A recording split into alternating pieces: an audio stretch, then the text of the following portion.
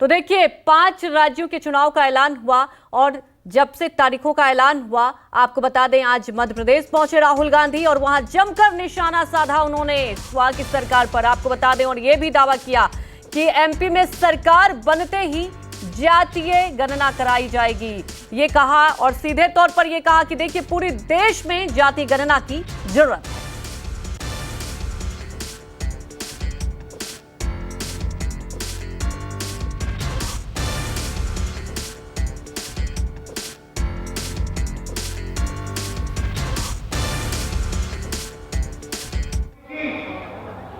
आप आदिवासियों का अपमान मत करो। आप ये वनवासी शब्द कभी फिर से प्रयोग मत करो। अब आप देखिए नरेंद्र मोदी जी का भाषण देखिए, अब वो वनवासी नहीं कहते, अब वो आदिवासी कहते हैं। मुंह से आदिवासी शब्द निकलता है, दिल में वनवासी शब्द है। भाइयों और बहनों, मुंह से आदिवासी, दिल और दिमाग में वनवासी। मैंने आपसे कहा था आपकी जो जमीन है उसका हक आपको मिलेगा। जाति जनगणना की मैंने बात कर रखी, पार्लियामेंट में रखी, हम करवाएंगे। तो हमारे सहयोगी शहडोल से कुमार इंदर लाइव जुड़ चुके हैं। कुमार इंदर, राहुल गांधी ने यह तय कर दिया कि कांग्रेस की अगर सरकार आती है तो जातीय गणना होगी। तो कुल मिलाकर इस बार जो चुनाव है यह तो तय है कि अगड़ा और पिछड़ा पर कहीं ना कहीं केंद्रित हो चुका है। और क्या कुछ अहम बातें, और सबसे बड़ी बात यह है कि एक ठोस रणनीति के तहत आपने देखा कि उन्होंने निशाना साधा है प्रधानमंत्री मोदी पर।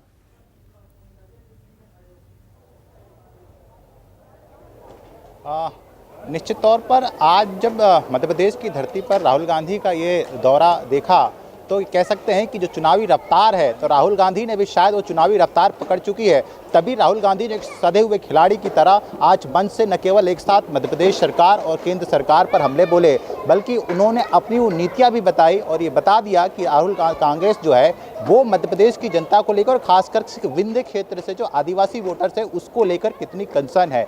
सारी चीज़ें राहुल गांधी ने एक शब्द में उन्होंने साफ तौर पर कहा कि जातिगत कास्ट, जो जातिगत जनगणना को लेकर जो राहुल गांधी ने अपना एजेंडा तय कर दिया। उन्होंने साफ तौर पर इस मंच से ऐलान कर दिया कि कांग्रेस पार्टी जहां भी मध्य प्रदेश में यदि सरकार में आती, केंद्र में सरकार में आती है, तो वो जातिगत जनगणना जो है वो करा के रहेगी, किसी भी हाल में कराएगी। देखिए यही नहीं, कांग्रेस गांधी ने एक बहुत जो लोकतंत्र का चौथा खंभा पत्रकारिता को जिसे कहा जाता है उस पर भी उसने एक तरह से कटाक्ष करते हुए कहा कि जो लोग इस देश में पत्रकारिता कर रहे हैं उसमें SC ST OBC यानी कि 15-85 की जो बात की जाती है, तो उन्होंने कहा कि उस 85% आबादी का हिस्सा मीडिया में कितना है जो लोग उन 85% लोगों की बात रख सकते हैं। तो ये समझ में आता है कि राहुल गांधी ने किस तरह से एक सदे हुए खिलाड़ी की तरह आज मध्य प्रदेश की विंध्य की धरती से शहडोल से इस जनसभा को संबोधित करते हुए कहा।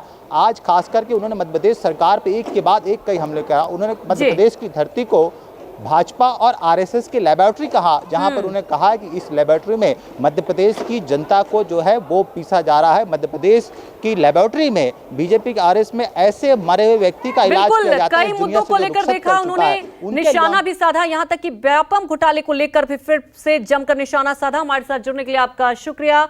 रुक जाते हैं छोटे से ब्रेक के लिए, जल्द हाजिर।